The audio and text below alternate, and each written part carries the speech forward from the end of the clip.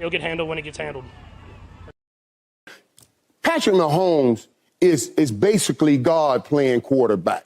Chiefs Kingdom Live.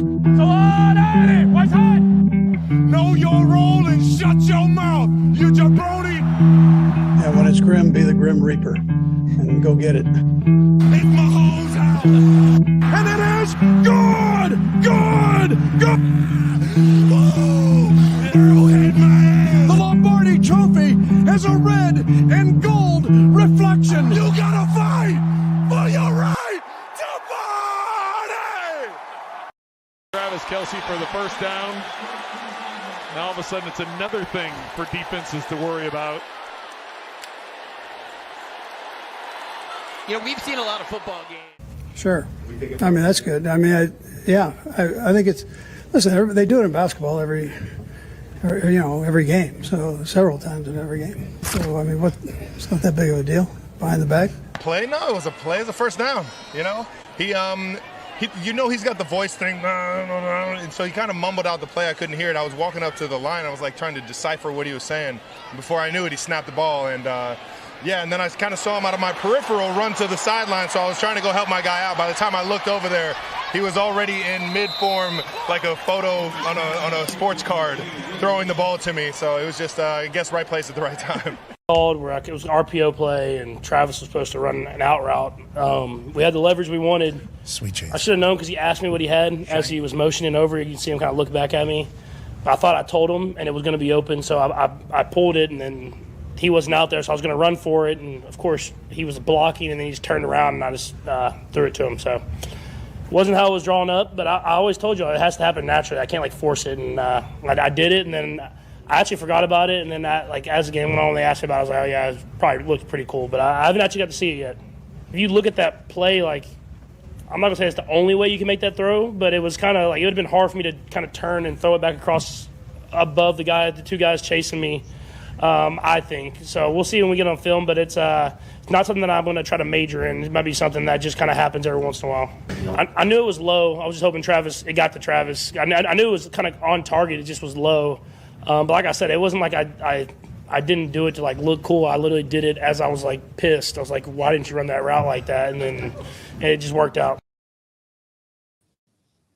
Did something happen this week? Howdy, Let's Chiefs go. Kingdom. It's Wednesday. It's 8 o'clock. It's Chiefs Kingdom Live. Thank you so much for joining us.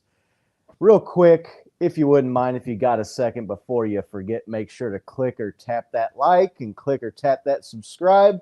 Really helps the show. Maybe tell some friends, tell a family member, I don't know. We just lost Nick, so we'll see if we can't get Nick back here in a second. Got a good show lined up. We've got behind the back passes. We've got first round draft picks tearing up the field in the preseason. We got a lot of good stuff to talk about here today. The division foes are floundering here, so we got some news with those donkeys and those faders we're going to get to. Before we get into the show, Bo, how are you doing, man? You know, I got to say, I'm a little disappointed in myself. Last time, we were talking about this a little bit. Drunk Bo decided to hook up sober Bo a couple of weeks ago. He got online to Chiefs Bids, saw a bunch of things that were like $30. Like, oh, I'm going to bid on 30 of these things. Well, it turns out there was a reason they were low bids. I don't know. It was a lull in the bidding. What about 30 items? Got him this past week finally. And, Drunk Bo, he usually hooks up sober Bo, but this time I think he was intending to hook up Chiefs Kingdom Live. So for our 1,000 sub giveaway this year, Drunk Bo decided to give Chiefs Kingdom an autographed Isaiah Pacheco jersey. Isaiah Pacheco jersey. Wow. Ooh, let's go. Pop. But other than that, I'm doing good, man. I got tons of new gear, so I'm doing great. How are you doing, man? I'm doing good. Your background's gonna be looking like mine here before too long because the Chiefs Bids, they gotta see if we get them to sponsor the show or sponsor you or something, man. I think I'm sponsoring them right now. Yeah, get you some help. Looks like we've got Nick back here. Having some technical difficulties, which kind of delayed the start of the show here. Bo was just telling the fine Don't blame me for viewing shit. audience Yeah, that's my at fault. home about the signed Pacheco jersey we are going to give away when we get to 1,000 subscribers. We got a ways to go, but we're hopeful we can get there here sooner rather than later. So Pretty big incentive right there next to me. if you're watching and you're not subscribed for some reason, now would be a good time to click subscribe. Maybe text the link out to some friends and family, some people you know, coworkers, people that are Chiefs fans. We want to give that jersey away. So we're going to be doing that when we get to 1,000 subs here on YouTube. You can also, if you're on the Rumble, we're on Rumble too.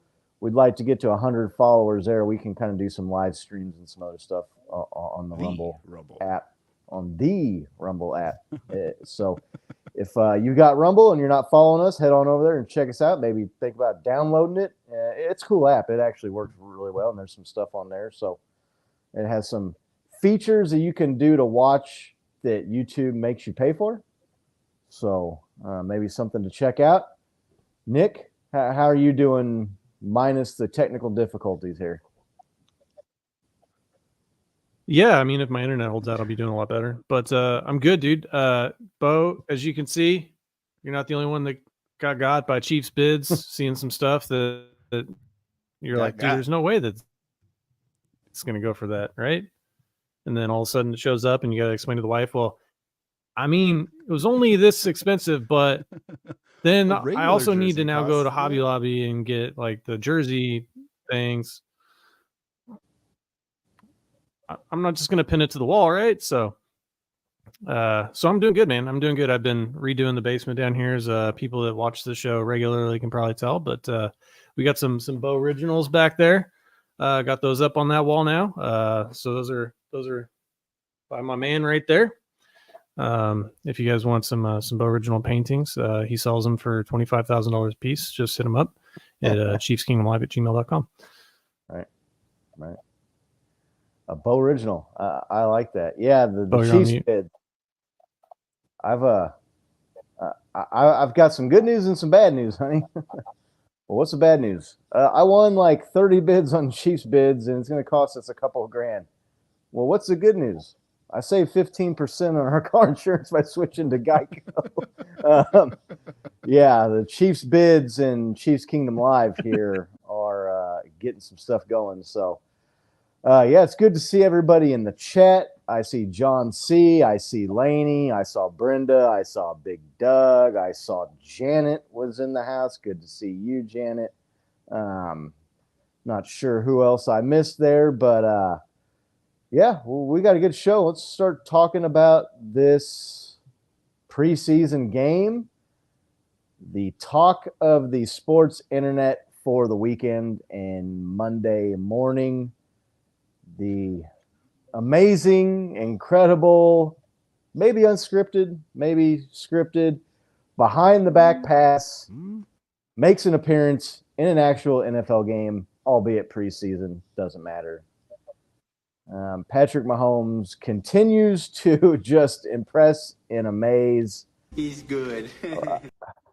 I was watching the game Saturday, and I saw the behind the back pass, and the place I was at erupted, and people were very, very excited about the behind the back pass, to say the least. And if you were on social media, on the internets, you saw, I mean, every single relevant sports media personality had some sort of take or had to acknowledge the beauty and the wonder that was the behind the back pass. Of course, it had to go to Travis Kelce too, right? I mean, who else would be the first recipient of the behind the back pass from Patrick Mahomes? Fellas, I'm not going to go to Nick because Nick wasn't watching the game when the behind the back pass happened. So maybe we'll get his disappointment, feelings of he had some FOMO, right? Is that what they call that in there, didn't you? Oh yeah, no, I wasn't letting that go. I'm most interested. No, really, that's not fear of missing out. That's missing out. This is Mo. It was just Mo for me. Yeah, Domo, depression of missing out, maybe. Looks like Nick's froze back up again there. I'm not sure. Maybe he's back. I'd like to know the chat's reaction, what they thought when they saw the behind the back pass. Bo, you have been a critic, a skeptic of the behind the back pass in the past. Sure. What was your reaction and the emotions, and how are you feeling now about Patrick Mahomes going behind the back, adding that to the list of just incredible whatever? I mean, I don't even know. I'm running out of words to describe it here, but going behind the back. Floor is yours. No, yeah. It's just you have to take a second and like really appreciate what you saw, right? Like I've had to do that with so many Patrick Mahomes moments now. I mean, he's thrown it like left-handed, he's thrown it full horizontal dive, I mean, he's thrown it sidearm, no look. Now behind the back. What are we getting next? Through the legs, blindfolded. Like this guy's so good, man. That's what we put out on the Chiefs Kingdom Live X account. It was a post. It was like Patrick Mahomes already working on the between the legs pass for next season. Right, man. It's I'm just super skeptical of it still for one reason. I'll get into that a little bit later. But I put out on my X post, eating a big slice of humble pie, right? Like you said, I've been a critic of this. We've seen it in practice and in training camp for years now, and I've just been, I don't know, I just haven't been excited about it. Now that I've seen it live, foot and mouth, it's an exciting play. It's an incredible play. That was absolutely amazing to watch. Do I want to see them do that with the game on the line in a serious game? No, I'm super happy that this was a preseason game, messing around, whatever. Patrick Mahomes kind of even alluded to right there. He's like, I don't know, I was running there. That'd be a hard throw to make, in my opinion, so I just had to do it naturally. Like, no, man, we've seen you make that throw like this, left-handed, jumping out sideways. Like, we know it's not that hard of a throw to make. So I'm of the opinion that it was a little bit intentional, a little bit of a designed play.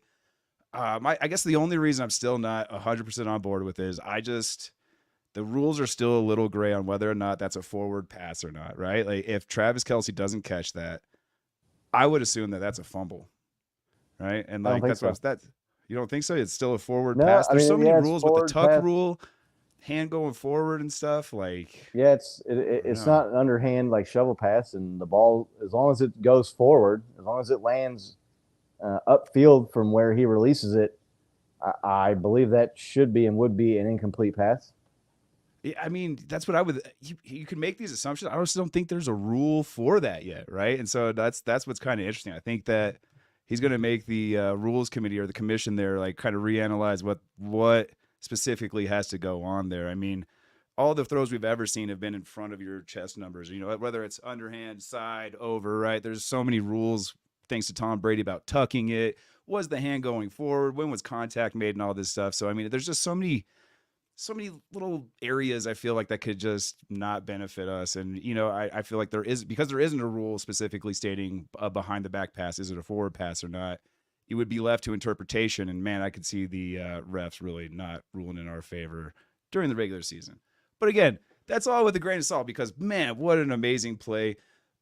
To me, I can see a lot of potential for that. Watching him absolutely stun the defense, having everybody shift left. There's an angle. I'm not sure if I showed it in the beginning, but there's another angle out on the internet where you just see it from behind the defense. 4 players are all shifting left and the ball goes that way. You know what I mean? And now it's just like, wow, how do you defend for that, right? You either got to pick a side and go with it or you're going to get got either way, man. It's so amazing play. I'd say I'm like 98% of the way there. 98% of the way, just still a little hesitant. I'd like to see some clarification of whether or not that would be a fumble or not.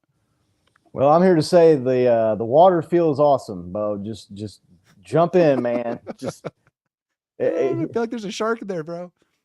Yeah,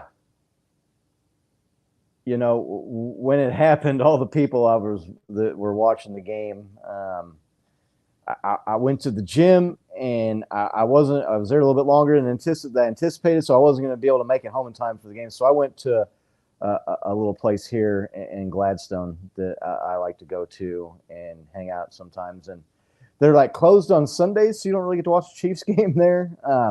So they're open on Saturday, and I headed down there and was watching the game, and the place I mean, it just lit up. Like it exploded.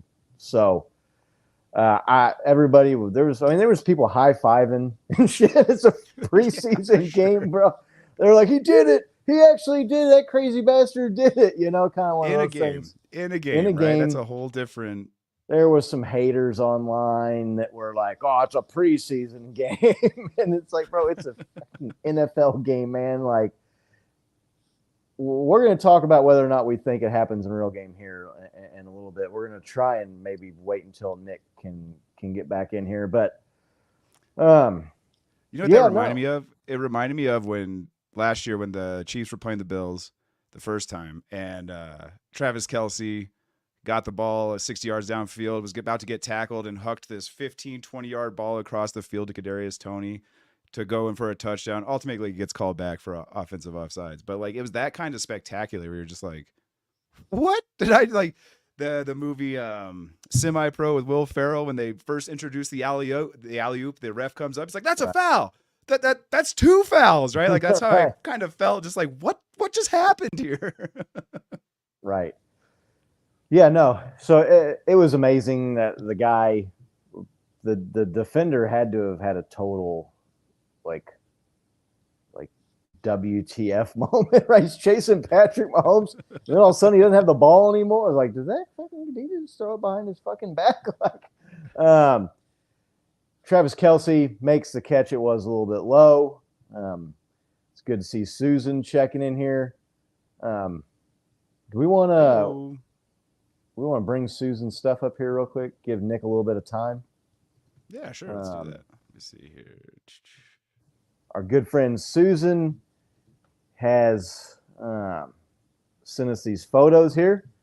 Apparently, Susan is a wizard, custom cake master, which, hey, nothing surprises us from our fans anymore. But she sent us these homemade Chiefs cakes that she has made for the first game of the year. If you are interested in procuring one of these from her, you can find her on X. You can send us an email and we can get you in touch with Susan. I might have to get one of these for the Chiefs watch parties here at the house. Watch party right here. Dude, like those things, the photos on the screen right now aren't really doing it justice. We'll put it out on X if that's okay with Susan here after the show. Help spread the word. But, dude, those things looked like one of these AI, like, fake generated photos. They looked like so, like, real. It almost looked fake, right? And awesome. So if you're looking for a Chiefs cake for a Chiefs game or any event, birthday, anything for a Chiefs fan, I'm sure that would be the hit of your party.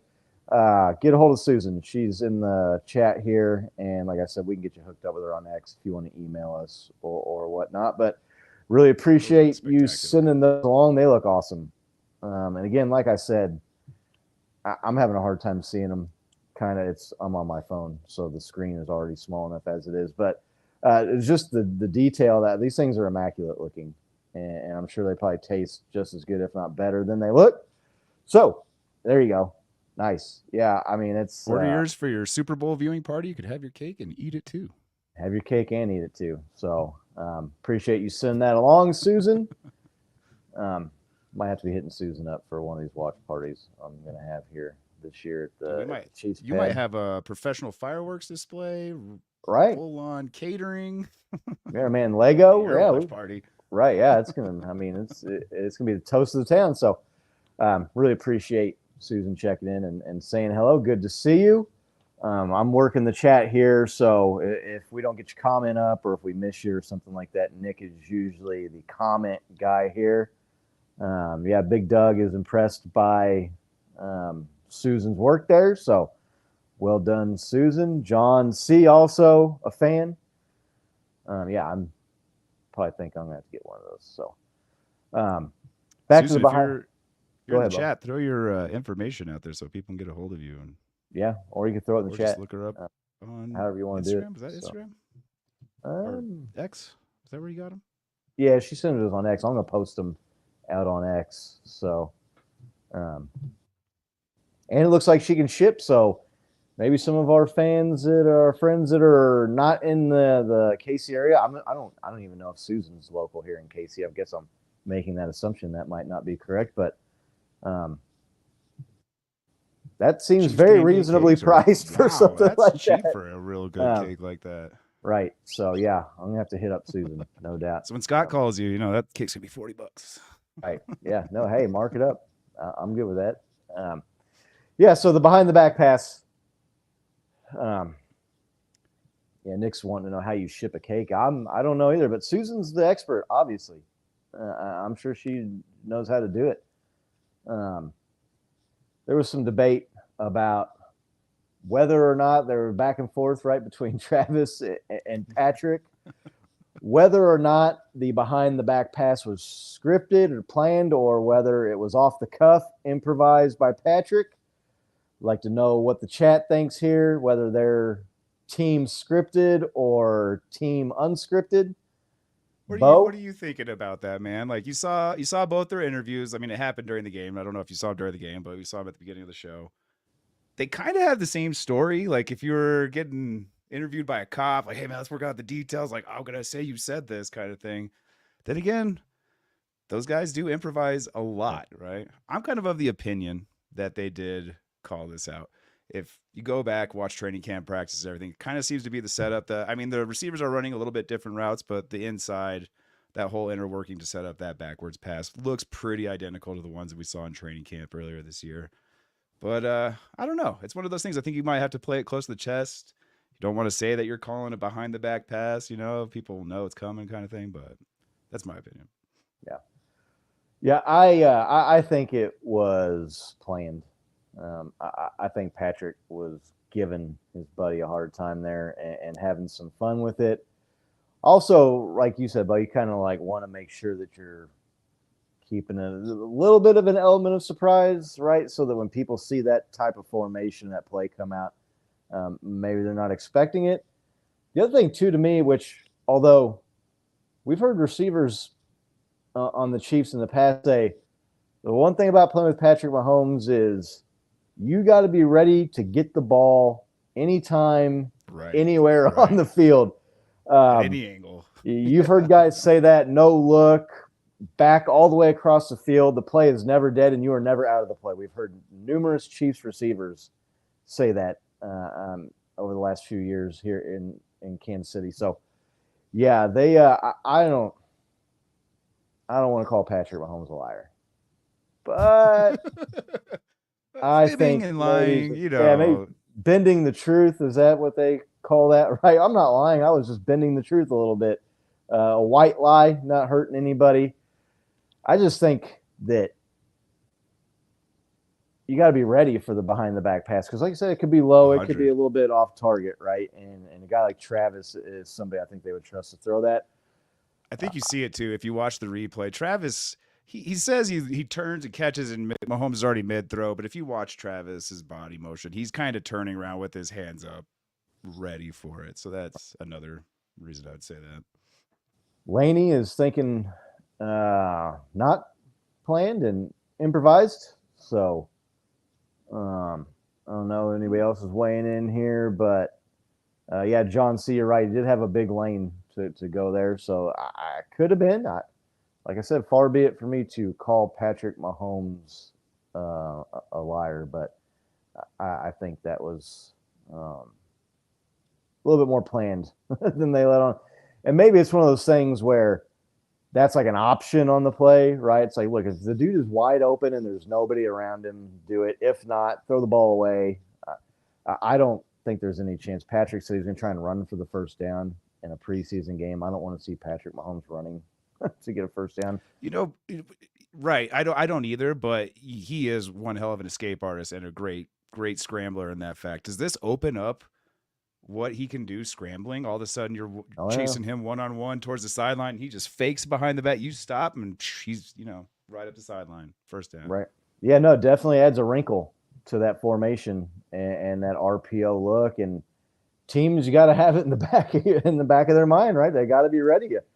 That's what they say. Like, you want to create hesitancy because in the NFL, with the level of player and the speed of the game, if you can just get someone to hesitate for just that tiny bit, that's where you can make things happen, and you can get guys open and hit the other team and hurt them.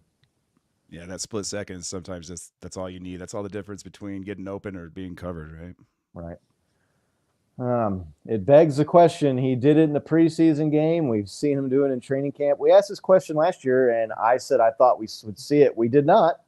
So it's not a slam dunk. But what do you think, Bo? Does he do it in a regular season game this year behind the back? It'll get handled when it gets handled. So yeah, I think there's a specific team that will see it get run on them, especially if we go up 2 or 3 points.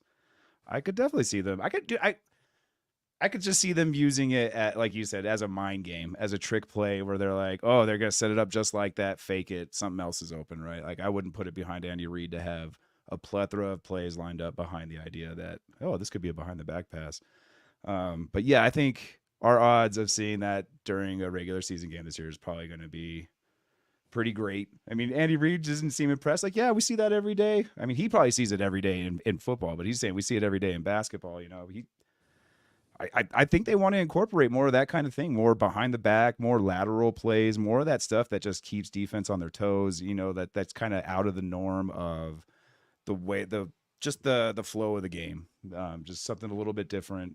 You know, they're a fan of it. Andy Reid's never been one to be like, hey, let's not do the laterals. Let's not do that. I could see him implementing it this year. Welcome back, Nick. Hey. Oh, my God. We've got Nick back for now anyway. You know, I was going to say it was fitting that you missed the behind-the-back pass so you would miss the behind-the-back pass discussion. But you're back in here. I don't know what you didn't hear. But first off, your reaction to, even though you didn't see it live, just your overall reaction to Patrick throwing a behind-the-back pass in an NFL game. Yeah, I mean, it was sick. I mean, it broke the internet.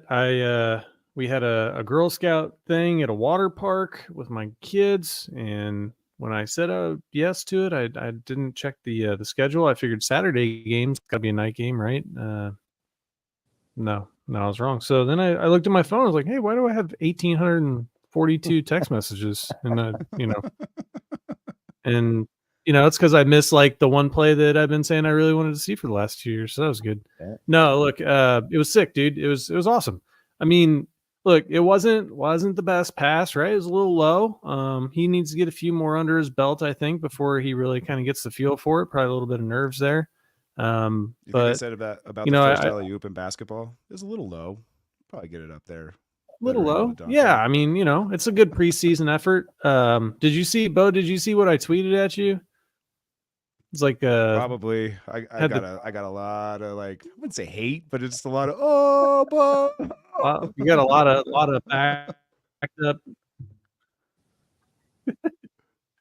Yeah, no, I said, I just was like, training camp check, preseason game check, regular season game, postseason, Super Bowl, right? I mean, those are the 3 that are left. So you just got to check those boxes to really get that behind the back pass really out there in the NFL. But no, it was awesome, man. It was cool. It really, like, Michael Jordan did things that, they were just cool, right? He didn't have to do them. And you can argue that he said he may not have been able to make that play, but he did stuff that was cool just because he's awesome. I mean, there's no other real reason to do it. So I enjoy stuff like that. And they're having fun out there. They're messing with the league, right? Now the league's like, shit, now we got to we can't even really over pursue him because now you can throw it behind him, right? And then it looks like they're messing with the reporters too on the sidelines where they're, people I think they're kind of oh, maybe that was, just improvised when we saw the exact same play in training camp, right? And I heard you guys talking about that, but it was great, man. How can we make a boring preseason game super enjoyable, right? Let's do something like that. We really haven't seen stuff like that from a preseason game since that 70-yard bomb or whatever it was that he threw to Tyreek Hill. Do you remember that? Yeah. Right. Yeah. You remember that? In preseason, it was his first year in preseason. Yeah. Yeah, so I mean that's like probably the biggest play that he's had in preseason since then. So yeah, and as soon as I saw it, I thought about you, Bo. I thought about you. So We were we were having a discussion here, Bo and I in the chat. Patrick said it was not scripted, that he did it because Travis ran the wrong route and it was out of spite. And then Travis seemed to kind of like laugh at that, say, "Oh, no, come on, man, that ain't, I didn't run the wrong route. I couldn't understand him because he's got the voice thing." What do you think? Are you team scripted or team improvised on the behind the back pass? I think they're just messing with people. I mean, you saw Travis kind of go, "What do you mean it's not a play? I mean, it's got first down." And then like I think it kind of clicks, and so then he's like, "Oh, like Pat was messing with everybody." And so, so he starts going, "Oh, well, he's got the voice thing." I mean, I don't know. That's the way I took it, is that like it looked like the exact same play that they've been running in training camp, doesn't it? Yeah, pretty similar. I mean, we talked about it before, like when it happened, and like it looks kind of like that underhanded pass play that they do, right? Where like they kind of misdirect, and then it was supposed to be the play that Tom and Jerry, right? It's what that was, and then it got blown up, so he threw it to McCole Hardman to win the Super Bowl. I think it was a lot less improvisational than maybe they're making it out to be. Yeah, Susan's thinking it was planned. She's thinking along the lines of her. I know Lainey said that she thought that it was improvised, that Patrick was being honest. Big Doug says he was thinking about Bo too. Send him a text. John C's hashtag John planned. Got a lot of text that moment. It was pretty planned funny. or improvised. Either way, it was still awesome. And yeah, I'm looking forward to it coming to a regular season game near you this season. Nick, what do you think? Is it going to happen in the regular season? We see it appear during the season, or were they going to wait till the playoffs? Some crucial clutch moment time? What do you think? If we see it, I want to say I don't know that it'll be that play. But if it is that play, that's like their goal line play, right? That's their deal, where they'll do that inside probably the 3 or 4 yard line, trying to get a touchdown. How dope would it be to see a behind the back pass to steal and then just see him truck through like 3 people for a touchdown in a regular season game? Yeah, that'd be pretty legit. Yeah, be trusting the hands of Carson Steele there on a behind the back pass at the goal line. I think maybe that's he trusted MBS's hands in the AFC Championship. So yeah, well, it wasn't behind the back though. It was. And I'm not saying that was wise either. It worked out, but hey, like Big Doug says, sometimes you stick a fork in a light socket and the breaker is off or trips and it doesn't electrocute you. It doesn't mean it's a good idea. Chris, Haley's in the chat. Good to see you, bro. Heyo. Red Thursday, yep. Mañana. Final preseason game against the Bears. Tomorrow. It's going to be a backup fest. I don't know how much like previewing we'll be doing of the Chiefs Bears final preseason game at Arrowhead, but our main Chief Bloody Grass is going to be sitting in the CKL seats. I haven't seen Chief yet here in the comments, but hopefully he shows up here soon. Yeah, so behind the back, we've seen it, and I'm looking forward to seeing it in a regular season game so that the haters can melt down on the internet. When do you think we see it, Scott? I don't know. I think it's later in the year. I don't think you see it week 1 now. They've kind of let that cat out of the bag here in the preseason. I think they're going to sit on that one for a little bit. Probably have a special occasion in mind too. I would guess. It'll get handled when it gets handled. Yes, but I definitely think we see it, and I'm looking forward to Broncos or Raiders? Come on, man. Who would you rather see? It's got to be the Broncos, right? He always. Who do you want to see him embarrass more, the behind the back pass, especially for like a touchdown? The Broncos or the Raiders? Who gets your vote? I want it to be the Broncos because I want to see Perna from That's Good Sports talk about this. The luckiest shit. It's like ever. what yeah, exactly. So yeah, the Schadenfreude would be better. Bo. With all the shit talking the Raiders have done this year, bringing I love doing that shit against the Broncos. Yeah, I mean, I wouldn't be mad if they did it against the Broncos. Don't get me wrong, but with all the shit talking the Raiders have done this year, bringing like Kermit, Patrick Mahomes dolls to their training camp and St. Patrick Who and stuff, I like to see the Raiders get that nice spoonful of behind the back pass medicine right there. That would be great.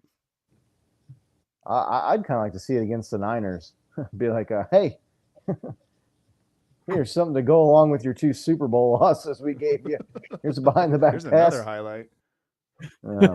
Why are you doing that to John V, man? That's what I was just wondering. I remember if he smoked John V out. If he was in the comments, I'm sure. If he was watching, I'm sure we got a comment from him. But if not, we should have an incoming chat from John V any second. But yeah, no, with all the trash talk and all the BS that the Raiders have been doing here lately, they did snow globe against the Raiders, right? But they've been known. Andy did, what was it, the Hungry Pig, right, or whatever it was against the Broncos. He's busted it out. I don't think there's any love lost there between the Broncos and the Chiefs either.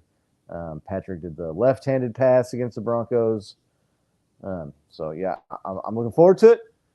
The other big story about was from the preseason game against the Lions was first-round draft pick Xavier Worthy was balling, man. The guy was getting open. The speed was on full display, was flashing. He caught a nice 40-yard pass that really, to be honest, it was a little bit overthrown. If that ball is a little lower and he doesn't kind of have to leap up to grab it, maybe he beats that guy for a touchdown.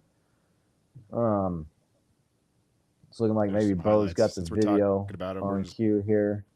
Play some highlights here. That's on, looking like it's running on Nick's internet here. It's freezing up on me. I was just about to say, is it my computer? Is it slow?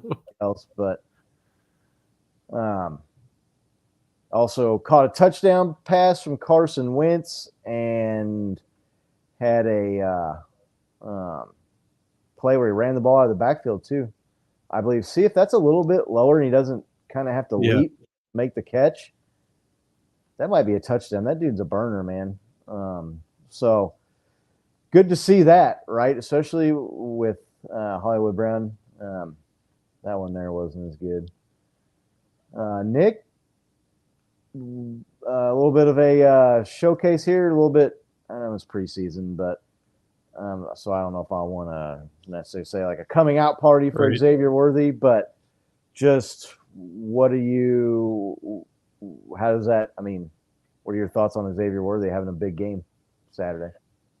Yeah, look, you saw some speed and some ability to get past defenders, catch them flat-footed that we haven't seen really since we got rid of Tyreek Hill, right? Since we traded him to the Dolphins. So I'm not saying he's going to be as good as Tyreek Hill or that he's as good as Tyreek Hill, but we don't need him to be as good as Tyreek Hill, right? Like if he could, be like a top 25 in the league guy, that's going to be a huge improvement over what we had last year. So I just I'm excited to see it, right? Like we were watching the draft together and we were like, man, who are we going to pick? And it's Worthy in the first round. And, I don't know that either of us were, look, I'm not like a huge, they had this one crazy stat in the combine, so we should draft him person. Right. But, it's looking like the dude is not only really fast, but his routes looked good.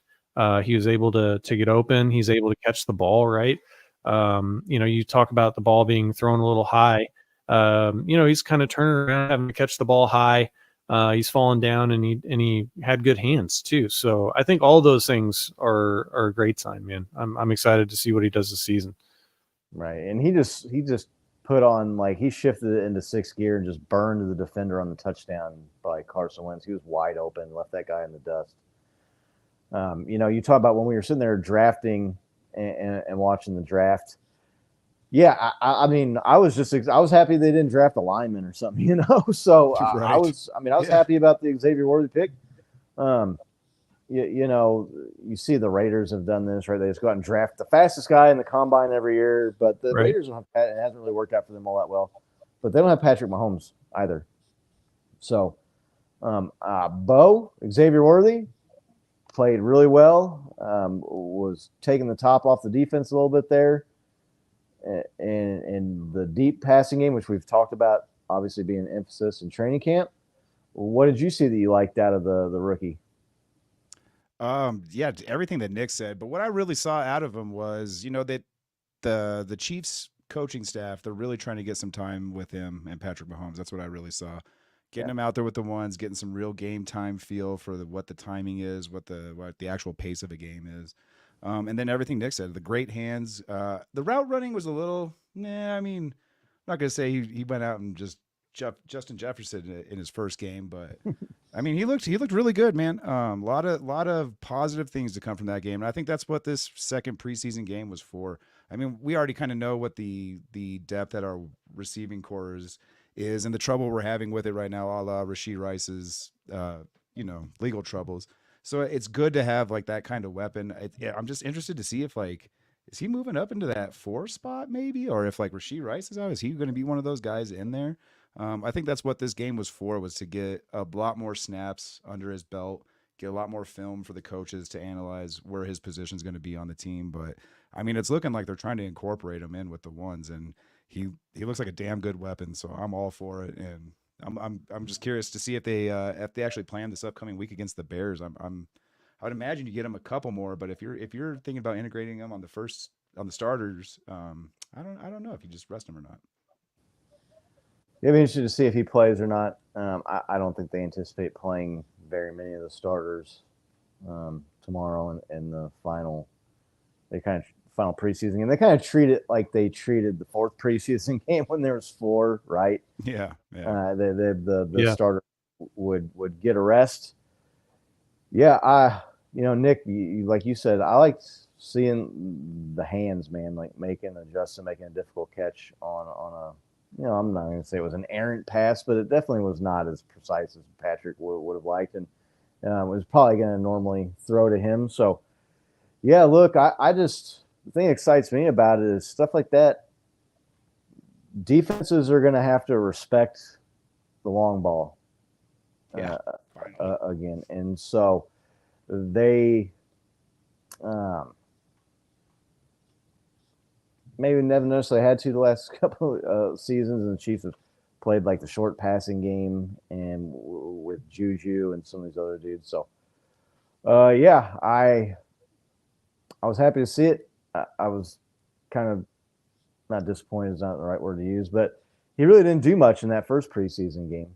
Yeah, you really didn't see a lot out of him. So I think for him to come out in this second game and have some nice plays, scored the touchdown, it's got to be a good confidence boost for the young guy too, right? Like to come in there and do it, even though it's preseason and the Lions maybe weren't playing all of their ones on defense.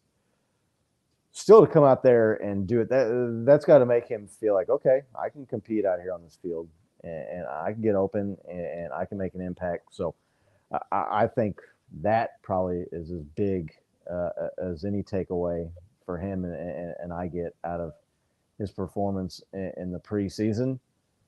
He also had like a running play, right, where they tossed it to him. Like a little end around.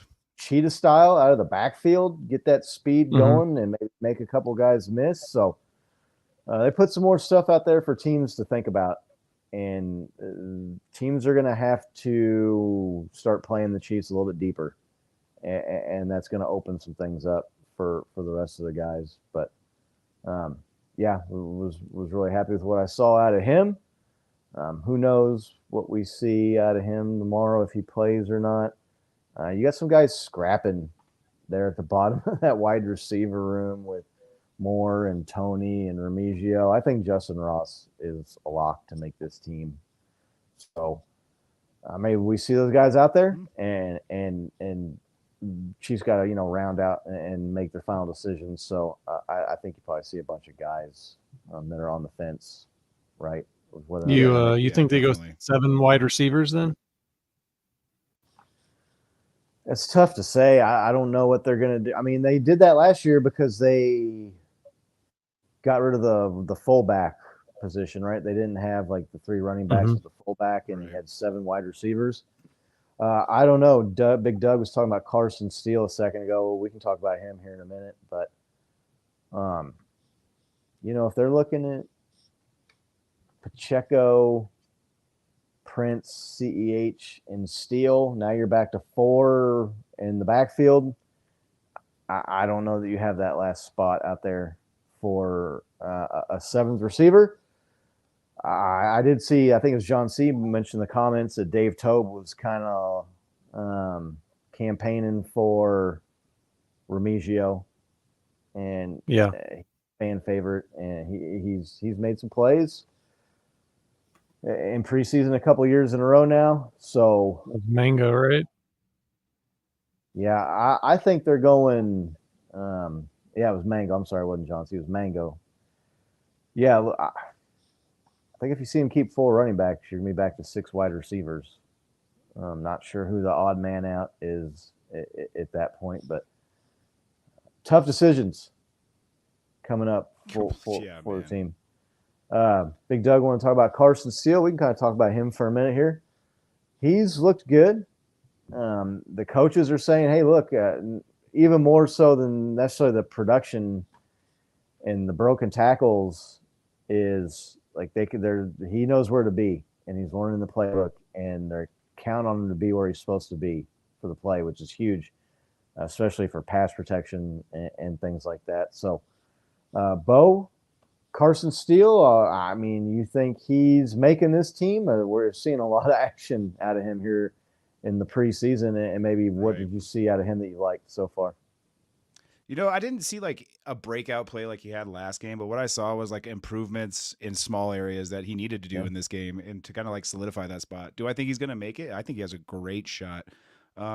This last game, like I said, he didn't have a breakout game, but like his blitz blocking, his blitz pickup, right, was really good. That was actually the big key on that touchdown to Worthy. He picked up the Lions blitz. Now, whether or not the Lions blitz too hard is another thing, but hey, it looks good, right? You picked up the blitz, you got your guy. Yeah. That's good. But no, I mean, they're putting him in front of the media, so we're seeing him a little bit more. Usually they don't do that with guys that aren't going to be on the team, right? So you see him doing a little bit of interviews and stuff. So that's kind of like a sign, I think, that you might see him around on our team. Yeah. Nick, what do you think about Carson Steele? Is he on the team? Is he I think so. I think he solidified his spot. I think that Andy Reid's old school.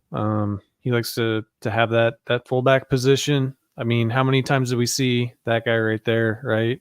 Clear the way for Priest Holmes. And so I think so. Look, and exactly because of what you guys are saying is he knows where to be on the field, and he's taking care of his assignments when he's not getting the ball. And I think that the Chiefs have always looked at guys like that, and they're like, look, even if he didn't have like that crazy run where he knocked 3 dudes over, right, and he just looked like a beast out there. They're looking for guys that can do all the little things right, and he's looking like for how they got him. I mean, he's looking like a great pickup. So I believe he's going to be on the team. Yeah, I'm thinking he's going to make it.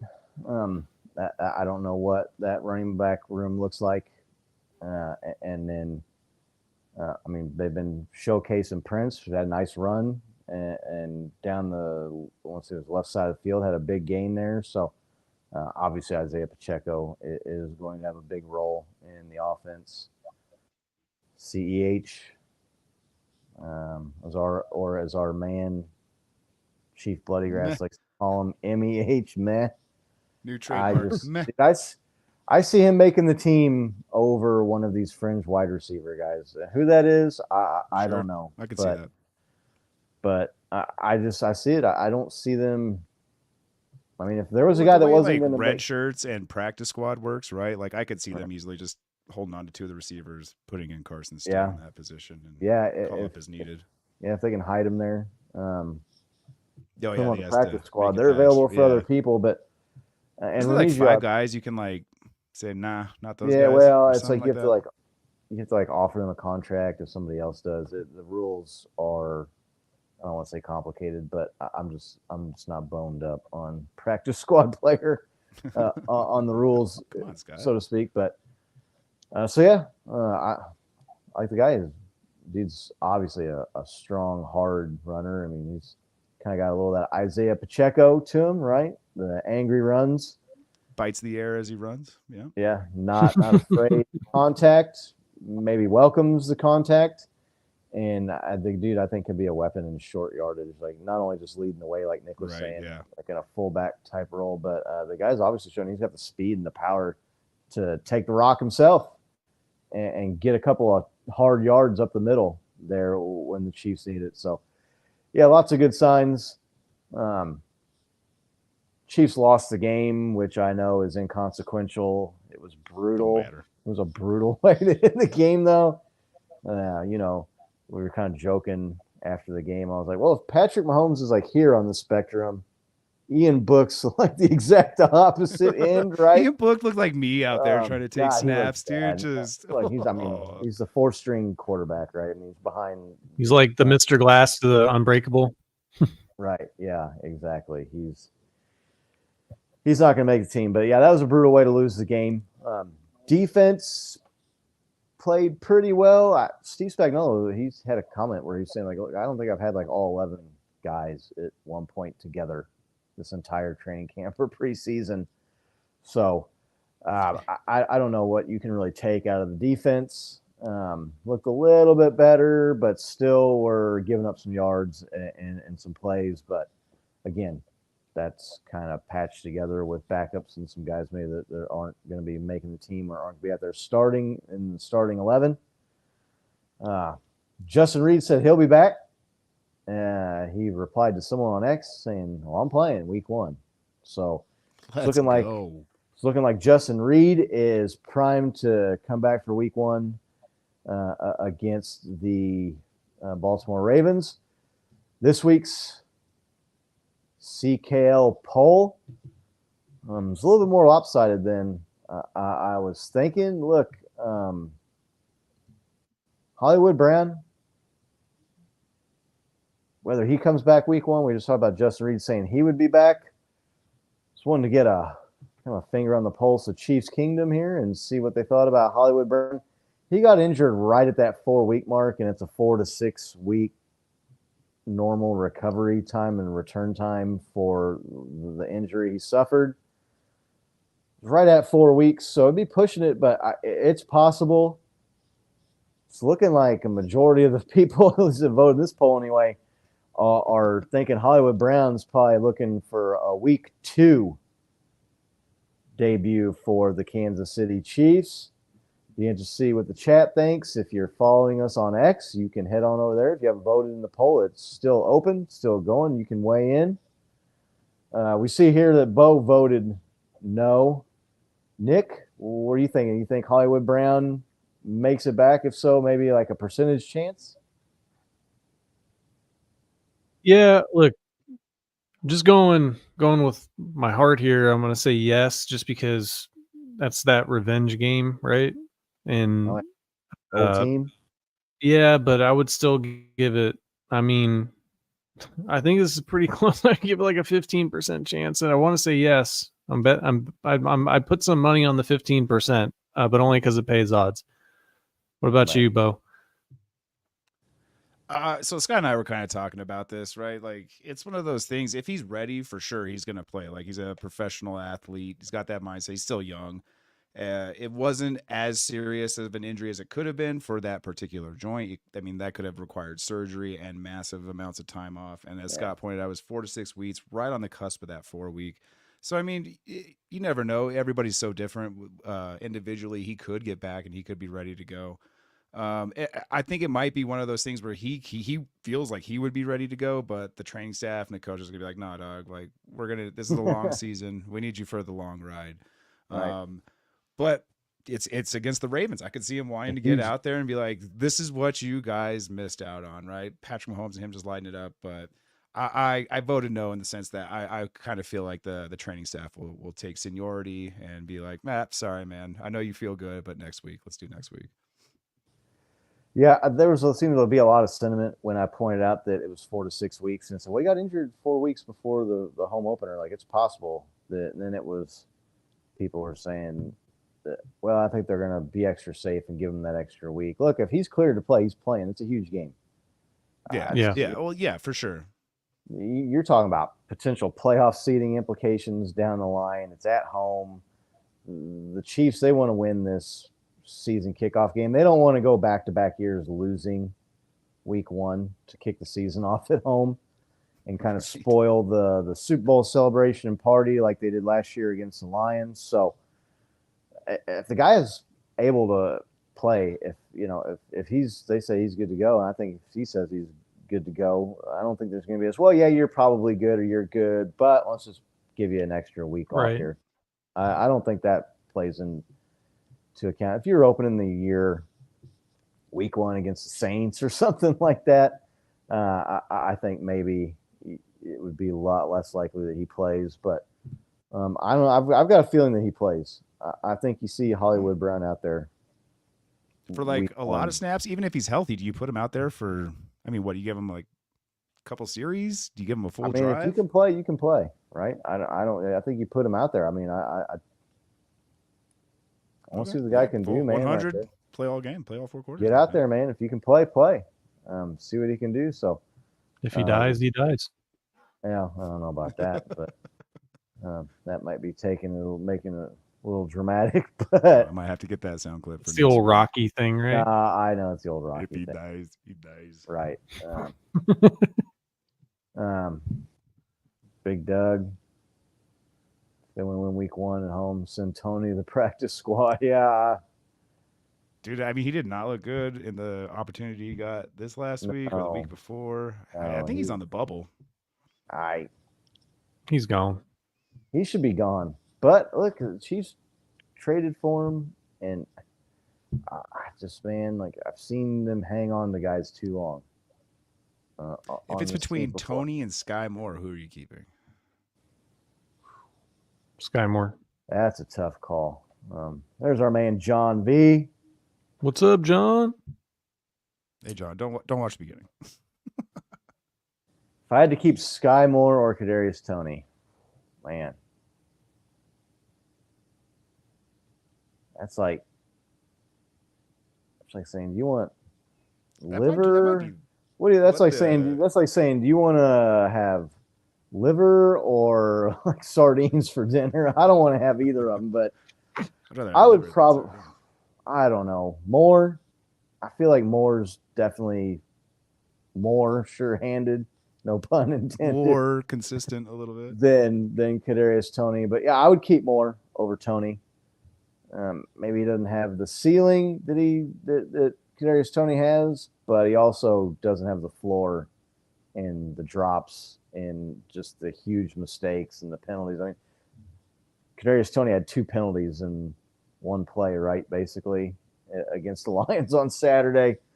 So, yeah, I don't know. 2 fouls. Right. I would take Moore.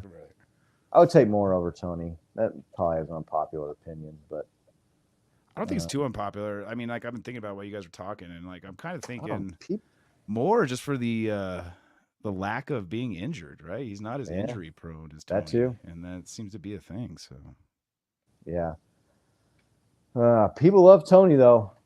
When you look at Chiefs, Chiefs X or Twitter, or whatever you call it, or social media, people calling in the radio shows, they still love. There's a lot of love out there for Kadarius Toney, and people want to see him get another shot. So, looks like our man John V saying more as well. It's good to see you, John V. Laney saying more. After the show's over, make sure you fast forward into about about the 12 or the 15-minute mark. We were talking about the behind the back pass.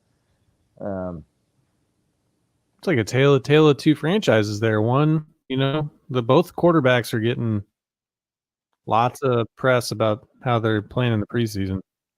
Yeah. Yeah, yes they are. 2 different headlines. Yes, they are. I know our man John V is excited for the season to start. I know he's ready for his Niners too. He's ready for this Ayuk situation to get resolved, I bet. right? It's looking now like maybe Brandon Ayuk stays with the Niners. It was looking like it was pretty much a done deal that he was gone, and now there's a ray of sunshine. Got that 15% paying off. Right. Yeah. So something to keep an eye on, but appreciate you swinging by. Hope you're doing well, John. Always good to see our man here in the chat. Yeah, Sir, man. you still owe me some chicken wings, bro. Don't think I haven't forgot. Yeah, don't think. Laney He's hasn't got my forgot back, either. too. It's only Yeah. been 6 months. Laney hasn't forgot either. So, look, John V's a business owner and a family man. So I'm confident that he'll pay get up. the deal done. I'm sure he will. It's just taking. Oh, he's a an little honest guy. I know he'll pay up. It's here, just, so just been a minute. just been a minute. Yeah, some AFC West news here. The couple of teams that were having quarterback competitions and battles in training camp. Looks like they've made up their mind. The Las Vegas Raiders are going with Gardner Minshew. Uncle Rico. Let's Uncle go. Rico at QB. Watch me throw this ball over the mountains. The what do they call it? Minshew Madness or something like that. That was when Nick Foles, right? When Chris Jones landed on Nick Foles and broke his collarbone, and Gardner Minshew came in and played. I mean, not bad. No one's going to mistake Gardner Minshew for Patrick Mahomes, but he filled in admirably there in Jacksonville. But then they go on to get Trevor Lawrence, and so Gardner Minshew's days were numbered there. He's played okay for the Colts, I want to say, last year. Kind of like a journeyman backup, one of the better backups. I'll give him that in the NFL. But Gardner Minshew for the Raiders, I think that's an improvement over the guy they had last year, whose name I can't even remember now. Adrian O'Connell. Aiden O'Connell. Aiden O'Connell. Nick doesn't remember his name either. Aiden O'Connell. What do we think? I was close enough. That. Yo, Adrian. I'm still thinking about Rocky. Right. Does that make you feel any differently about the Raiders as competition in the division, Nick? Yeah, I mean, when you're saying that after lots of debate, you've decided that Gardner Minshew is going to be starting for your team, it means that like you're giving up on the season, right? Yeah, I mean, I don't know. I don't think that's what they thought they were sending out when they sent out that message. That's what the rest of the NFL is hearing, though. That's what I read. We are not going to try very hard this year. That's what I hear. Right. So yeah. Look, I like Gardner Minshew. He's a great story. He was a backup to Nick Foles and came out and played really well in that game one against us and has built a career for himself. But he's not like, I mean, is anybody sitting there thinking that he's legitimately going to lead them to winning the division over Patrick Mahomes or even Justin Herbert, right? Like in that division, like, no. And then, I mean, is anybody thinking that he's going to be, leading them to a wild card spot and winning playoff games or going to a Super Bowl? No. So like, I mean, look, I don't want to sit there and like brag about how tough our division is. Like a lot of people in AFC North seem to be like, yeah, well, we've got the hardest division. Like, you don't want that. I mean, you want your division to be something that like is relatively like easy to win. I'll take this. I mean, I'll take this. Like you get a home playoff game every year. Like I like hearing that. Like he seems like a good dude too. So like I'm happy for him, right? He's got a starting job, and even better for us is it's a starting job for the Raiders. So Laney's chiming in here that she likes Gardner Minshew. If anybody's looking for a holiday or Chris birthday present for Laney, maybe a Minshew jersey. Laney's always been a fan her whole life of the AFC West opponents, quarterbacks. I'm not going to say who she has a clock picture of in her house, but I'm not going to call Laney out too much on the show here. But no. Let's do that, John V. I saw your comment up there. Mm-hmm. Yeah, no, we're just busting John V's balls a little bit here. We know he's good for it. John V's a man of his word. I know that. So, Bo, Gardner Minshew, move the needle at all for you on the Raiders? Do you look at them as any more of a threat or competition with him at quarterback? It's win-win for everybody, right? Give Raiders some hope and give us that key. Or it's like we're gonna smash them. So like, no, I don't mind Uncle Rico going over there. He reminds me a lot of like Fitzpatrick a little bit, right? Like kind of like a decent backup, but a guy that's just not really going to take you the whole way. Yeah. I remember, was it last year or 2 years ago, we were saying, what kind of car would Derek Carr be if he was a car, right? Like, I feel like Minshew's kind of along those same lines. Like, we're going to be like finding something along those lines to kind of poke fun of him at, but it looks great from this side of the fence, man. I'm really enjoying what the Raiders are doing with all their chaos and madness and just the AFC West in general. They just look like they are scrambling to keep up with us. So happy to see it. I mean, Aiden O'Connell, I mean, he didn't do too terrible last year. I mean, he had like a stint of like 6 games towards the end where he was actually doing pretty well, kind of lit us up a little bit. So, I mean, yeah, let's, whatever works for them, let's get that out of there. Let's try something new. Yeah, I think Bo just gave me an idea for maybe next week's CKL poll. We did, what kind of car would Derek Carr be? Maybe what kind of shoe would Gardner Minshew be? There we go, right? Yeah. I want to be the dudes, right? I'm gonna have to Sunday sketcher. Gonna have to give ourselves some time to think about that though before we ask that question. But that's I like where your head's at. I like where that's going. So we're gonna have to check that out. Yeah, look, Gardner Minshew is better than Aiden O'Connell. I don't know how much better. He might be the difference between them winning 4 or 5 games as opposed to like 2 or 3 games. I mean, it's not. I don't think that makes him some sort of playoff contender or anything like that. Gardner Minshew, I will say, he does seem to be good for like 2 or 3 really, really good games where he has a lot of stats and makes, touchdown passes. But for the most part, he's a below average. Like I said, he's just a journeyman backup. He's a placeholder. Nick saying giving up on the season, but to me, I don't know, like, Aiden O'Connell was more be like giving up on the season. Maybe you're like the old suck for luck thing. Remember when people were talking about that when Andrew Luck was coming out? Right. So they went from giving up on the season to giving up on the season and ruining their draft pick. Yeah, it could be. I mean, that would be the Raiders raidering, no doubt about that. Another AFC West team has announced their starting quarterback. The Denver Broncos are going to be rolling with Bo Nix, the rookie out of Oregon. Not your typical rookie. He is older than your average rookie. He played at Oregon forever. He was there for like 4 or 5 years. I'm not really sure what to think about Bo Nix. Bo Nix, I mean, he's a guy that was in Heisman discussions at more than one point in his playing career, his college career there at the University of Oregon. I mean, they've made the college football playoff. They are a legit college team. The Ducks. Justin Herbert played at Oregon and was kind of overlooked by people and got drafted by the Los Angeles Chargers and has been a lot better than most people anticipated. I want to say he was like the 4th or 5th quarterback drafted. That's kind of where Bo Nix is falling in at. He's a rookie. It's not likely that rookies come in and play awesome, although I will say it's Justin Herbert, going back to that example, kind of came in and played better than expected. Bo Nix, I mean, I don't know how familiar you are with him, but the other option for them was the guy from the Jets, Zach Wilson, who kind of flashed a little bit with the Jets at times last year, played really good against the Chiefs in that Monday night game that the Chiefs were able to squeak out in a nail biter.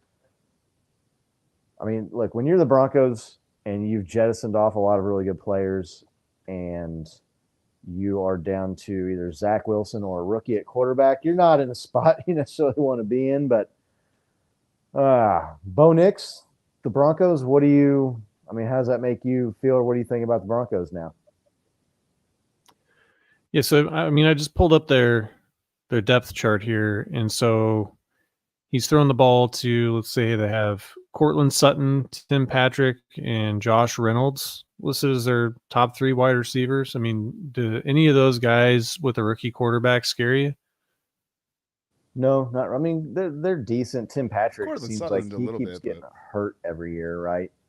He's missed Yeah. the last 2 years with injuries, so he's a guy that people were somewhat high on before getting injured. So, but yeah, no, I mean he doesn't have like a clear number 1 wide receiver out there to throw And to. maybe because of his age, right? He's like 24, which Yeah, you'd think he was like 30 by the way people talk about how old he is, but 24. I mean, it's not that old, but for a I rookie. mean, yeah, for a rookie, right? But it just you got to wonder and where their team's at. I mean, I guess that Peyton, he's trying to prove something, but like, why not let the rookie sit for a year, right? Like, it just seems like let him. I wonder about taking some of these guys and throwing them directly into games when they're rookies, their first year. Backup?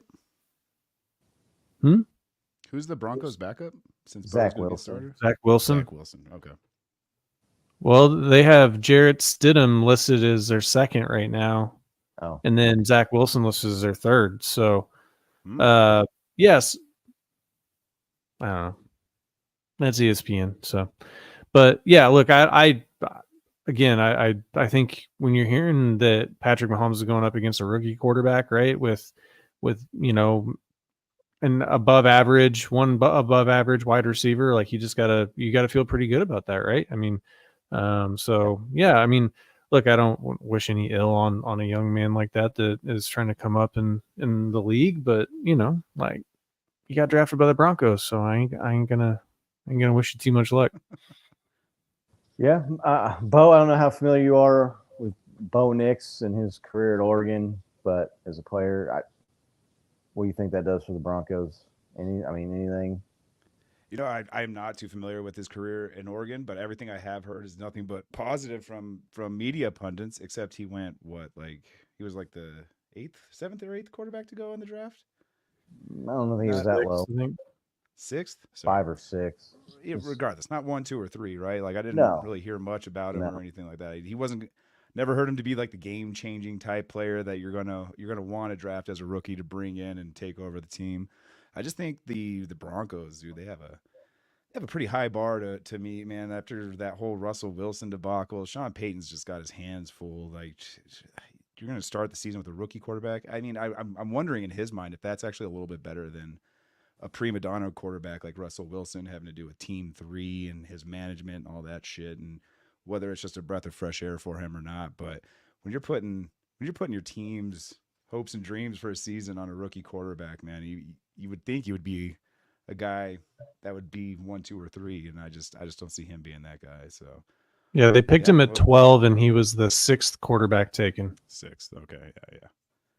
So I mean, he could. I don't have a crystal ball. I mean, I'm not like looking at the future here. I just the odds aren't in his favor. Like starting for the Broncos is in one of the toughest, not the toughest divisions, but like playing against the toughest team in football in your division.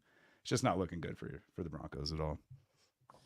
Yeah, be curious to see how he does. He's a guy that, like I said, Justin Herbert though came in with that same system and to not near as much fanfare and has played really well. So that's no guarantee. Obviously, the Bo Nix is going to do the same thing, but Herbert sat behind Tyrod Taylor, and the only reason he got started is the athletic trainer punctured Tyrod Taylor's lung. And yeah, but that was like week 1 of the season, right, or 2? Right, but that's what I mean. Yeah, very long. So he came in as a rookie and looked good. Yeah, the Broncos too, though. They're a team that's kind of like in a transition year. They let some of their defensive players, stars go. That defense is not what it has been the last several years out there in Denver. And yeah, I think you see some growing pains for the rookie quarterback. Before we get out of here, I don't think we have any questions. I'm not sure if Janet's still with us. She was asking earlier about whether the Chiefs will be ready for the Ravens week 1. I think the Chiefs are going to be ready. Oh, yeah. But they play the Bears tomorrow, and then they have 2 weeks to get ready for the Ravens. They've been planning for the Ravens for a long time in the offseason. So a team that they obviously know well, played them in the AFC Championship game last year. So I don't see any issue with the team not being ready, as long as you don't have Tony or that they're dropping every other pass and the penalties. But you guys expect them to be ready for the Ravens, right? Week 1. Yeah, completely. Go ahead, Bo. Oh, sure. Completely. That's why we're going to do the whole, preseason game 3 dance and not play any of the starters. Like they know what's going on. They're going to use those 2 weeks as pretty much an off week for Andy Reid, right? I'd love seeing him come like with that much rest for his players coming into a game. The bye week. Yeah, like a bye week. Sorry. And then, no, yeah. Like, how can you not? Like they've been preparing for this since the schedule got announced. Like, oh shit, we're going against the Ravens week 1. Here we go. Like it's not an easy game, right? Like that's one of the ones you really got to pay attention to right at the beginning. And I'm certain that Andy Reid and company are well prepared for it. Yeah, Nick, Chiefs will be ready week 1, won't they? Yeah, I think that you've seen it from training camp onwards, right? I mean, you see, Patrick posting the videos of working out. Travis, I know Travis has done a lot of stuff. I guess he's going to be in Happy Gilmore too. They confirmed that movie, Adam Sandler's doing a sequel and Travis Kelce's going to be in it. I know he's done a lot of stuff, but I mean, those guys are locked in. They have good leadership on the team. I don't know if you guys watched, they released the first episode of the franchise this past, week. I did see that it came out, yeah. Yeah, I mean, at the end of it, Chris Jones, like he's motivating the guys. They've got all the leaders on this team, and they want to win a third one, right? They want to be that first team in NFL history that's done it, and I think they're going to be locked in and ready. Even more so because it's a quality opponent, right? It's not like they get some like crappy non-con like they do in college for the first game of the year. Like it's not a tune-up game. They're going up against the team that almost went to the Super Bowl last year. Add on top of that Patrick Mahomes has whoa, don't know what happened there. I was trying to present that. I don't know. I suddenly look better though. The show just got more handsome now that my face is blocked. Look, add to that Patrick Mahomes finished behind Lamar Jackson, right? And the voting. So like for player, top 100 players, like he's going to be motivated, right? I look for this team to come out looking like they've got something to prove, even though they won the Super Bowl 2 years in a row.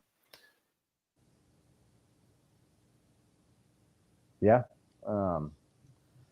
I expect them to be ready. That's a good stretch there to start the season at home, back-to-back weeks against the Ravens and the Bengals, to the upper echelon AFC teams. I think you could probably characterize those two franchises that way.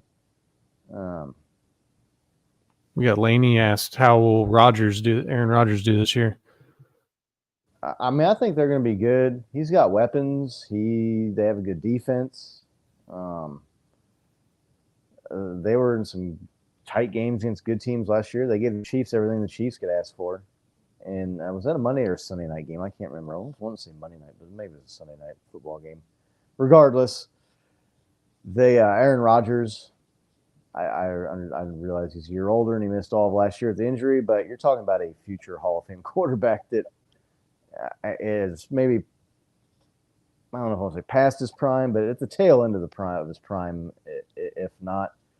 I expect the Jets to be pretty good. Look, I think the Bills, we saw it last year with them and the way they started, and they were a player or two away from spectating and watching the playoffs from home. They've lost Diggs. They've lost a couple of their veteran defensive guys.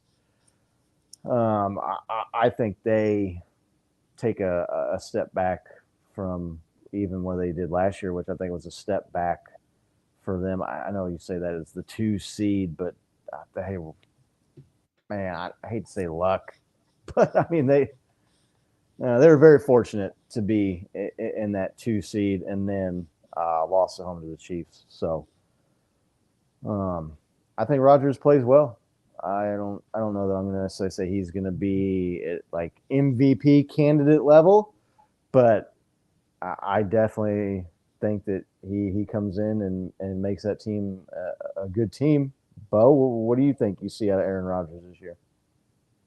You know, it's funny. The NFL, I feel like they just decided that guys in their late 30s, pushing 40, can come back from Achilles tears and perform admirably. We're seeing it with Kirk Cousins and all that Aaron Rodgers now. I don't doubt that the guy can still throw the ball, right?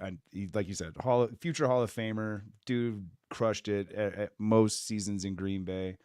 We didn't get to see him play last year, but I have no doubts that guy can still throw the ball. But one of his biggest attributes was being able to avoid sacks, being able to just scramble, whether it's just in the pocket, right? Not necessarily like a running QB, but he's a good scrambler. Yeah, move around. I can't help but feel he might lose a step in that, right? And that doesn't tend to bode well for that position, right? If you can't miss 350-pound guys coming at you full clip. So it'll just be more. I think he'll do okay. I mean, we saw Brady do fine in the pocket for years, well into his 40s. So I mean, if that's what the Jets are going to kind of adopt as their MO, is just have him be a pocket passer, I think they could do fine. But I mean, he's not really known for that, and I'm not too familiar with the Jets' offensive line to be like, oh, he's good. That's what they're going to go. But I would imagine he's going to have to scramble at some point. So I'll just be curious to see if he's still got some speed in him. So, Nick, yeah, look, all the things you guys covered aside, right? It's like the questions of his age and all that stuff. But like, did you hear Mecole Hardman talking about what it was like playing for the Jets last year? I mean, he was not complimentary of how the team was being run. He said that, now the defense was locked in. He said it was just kind of like they're going to let Aaron do whatever he wanted. And then he got hurt and everything was like in disarray and a mess. And so for me, that makes me wonder, I know that he wanted more control, and it's just, okay, so can he come back in? Can he like literally run the entire offense? I mean, because that's kind of sounds like what they were relying on him for was, he was the guy that was kind of, the glue that held everything together. And man, it just, that was a weird insight, I thought, into that organization. Cause you just don't think of an organization at that level kind of having that sort of level of disarray and disorganization. So, I don't know, man. I would say I look for them to be erratic. That's what I would say. I don't even think it has anything to do with his playability, right? I just think doesn't seem like it's a well-run team. Yeah, I don't know how much that is sour grapes for Mecole Hardman not getting to play, right? I mean, team doesn't play you and then they trade you away, you're going to be kind of inclined. I mean, it could be that, he felt slighted and, that's really try to use him too much either, really. Right. And they were competitive they were competitive in a lot of games with Zach Wilson. And injury aside, Aaron Rodgers is a major upgrade from Zach Wilson. So, I also played like 4 minutes of football in the last 18 months, right? Yeah, that's true. Might be a couple or two there. Yeah, I think you see the Jets and the Dolphins kind of battling to win that division. Could be wrong. Been wrong before. I don't know, that kind of makes me happy. I hope so too, because I just kind of want to see the Bills not be there anymore. But... I mean, I want him to be good. Like I like Aaron Rodgers, and I think that he's a great player. He's one of the, I mean, you talk about guys that just when they throw the ball, like, pure passer. I mean, he's one of the top, 5 in the history of the NFL, right? So, I'm not rooting against him, but I thought that was, I don't know. Like, it didn't seem like he was sour grapes, because like, what's Mecole Hardman got to be upset about? He traded him to the team and he got to walk off the Super Bowl, Yeah, he didn't get to play and they like let him go. Like, it worked out good for him, but I don't think that's gonna like give him a favorable view or make him like want to be complimentary of the team either, right? So maybe. I mean, I mean, John V's agreeing with Laney about the Jets being a mess here. They got your guy, don't they? John V and Robert Saleh, the coach for the Jets. Wasn't he the defensive coordinator for the 49ers a couple of years ago? He comes from, I think so, yeah. the 49ers organization. So,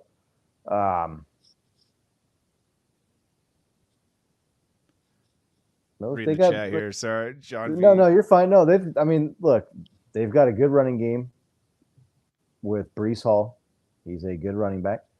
They've got weapons at the wide receiver position, especially with Garrett Wilson, who's a number one wide receiver in the NFL, and Aaron Rodgers coming back. Good defense, good running game, number one wide receiver, and a Hall of Fame quarterback. They're going to be pretty good, I think. Am I saying they're gonna challenge the Chiefs in the AFC for the Super Bowl? No, not necessarily, but I think they have a winning Adam record. Schefter or Ian Rappaport. One of them said that they're betting money that Devontae Adams is a Jet by Halloween. I mean, that could be, yeah. Yeah, maybe. Over or under 4,000 yards passing for Aaron Rodgers this year. What are you taking? I'm taking the over on that. 4,000 yards? 4,000. Yeah, I'd take the over if he plays all season. It's a big if, though. I mean, I don't know. Big Doug's talking about his recovery from an Achilles. I know medicine's a lot newer and stuff. I just think it's one of those injuries that I don't know how far you can test it, like a knee repair or a shoulder repair or something, man.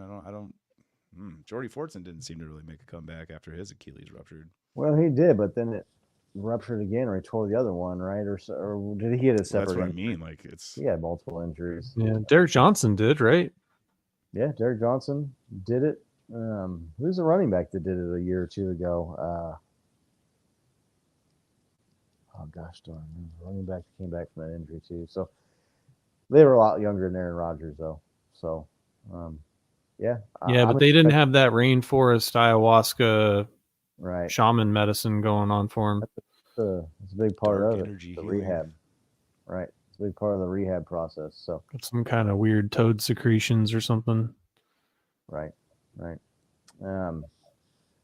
We got one more preseason game against the Bears tomorrow night, and then we're going to be ramping up and getting ready for week 1 of the 2024 NFL season, the three-peat.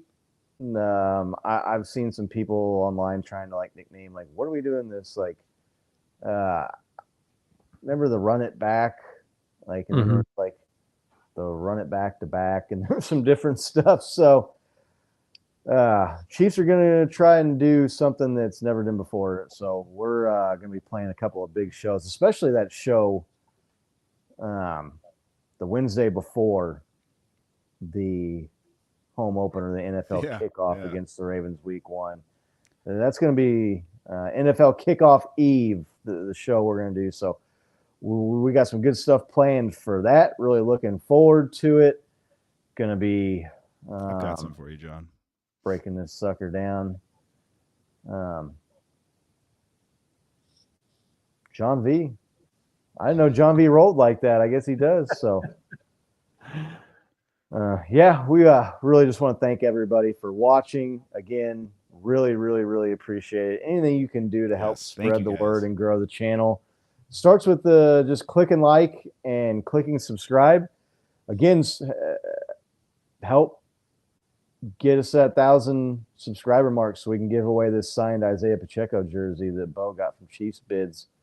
Really looking forward to hooking someone up with that jersey. So I think we can get there. We got a couple of weeks before the season starts. Look, we're a little over 600 subscribers now.